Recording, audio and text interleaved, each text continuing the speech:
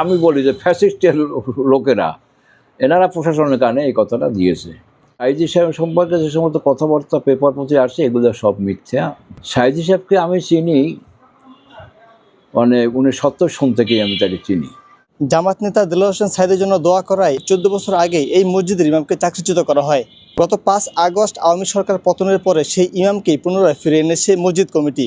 তবে কি হয়েছিল সেই 14 বছর আগে সেটি শুনবো এই ইমামের কাছ থেকে। ওই সময় সাইদি সাহেবের বিরুদ্ধে পেপার পত্রিকা অনেক কিছু লেখালেখি চলছিল যে তিনি যুদ্ধ অপরাধী দিয়া। 2009 সালের মার্চ মাসের কত তারিখ জানি একটা মিলাদ অনুষ্ঠান ছিল, অনেক লোকজন জমা হয়েছিল আসরের জামাতে।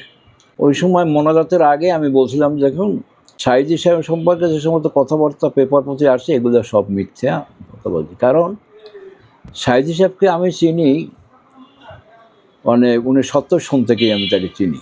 কথাটুকু বলার কারণেই একটা ড্রাইভার ওইটা কি বলছিল একটু প্রতিবাদ করিয়া উনি যাইয়া প্রশাসনের কানে লাগাইছেন। পরদিন প্রশাসন আমাকে ডাকলেন, বলে এটা নিয়ে তো খুব একটা তোলপাড় হচ্ছে, যদি আপনার কাগজপত্র মসজিদে আছে যেগুলা নিয়ে কালকে সকালবেলা 9টায় কালেক্টরেটে নাজিরের রুমে চলে আসবেন। তা আমি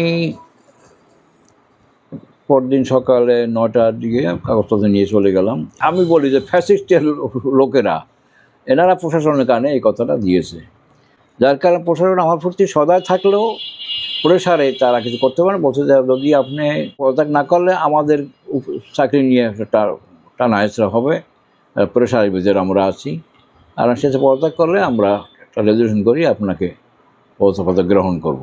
সাদা কাগজ দিল, সঙ্গে সঙ্গে আমি রেজিগনেশনপত্র সাবমিট করে দিয়ে দিলাম। এ থেকে আমি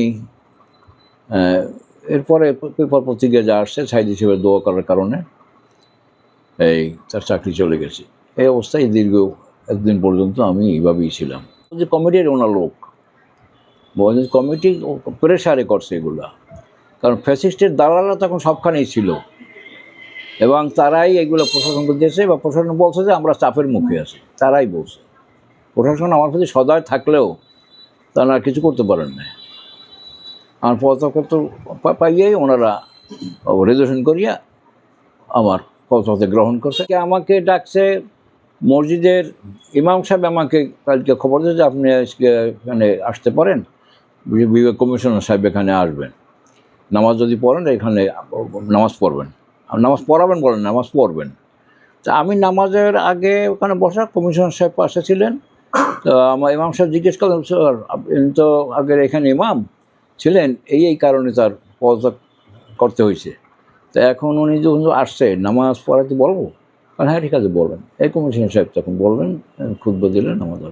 মুসলিম যার মুসলিমরা হচ্ছে সবাই খুশি হয়েছে। আজকে বলছে নামাজের পরে মুসলিম বলছে যে আমরা অত্যন্ত প্লিজ যে আজকে ওনাকে দেখে আমরা আনন্দিত, নামাজ পড়ে যে আমি খুবই খুশি, আমরা চাচ্ছি যে উনি যেন আবার পুনর্নিয়োগ পান। তা আমি বলছি দেখ আপনার আবেদন শুনলাম, কিন্তু আসলে আমি নামাজ পড়ালেও জুমার দিন ছাড়া আমি শুক্রবার দিন ছাড়া আমি আসতে পারবো না, কারণ আমি এখন অনেক কাজে জড়িত। আমি একদিন তো বসে থাকিনি, আমার তো যে কোনো জব নিয়ে আমি আছি।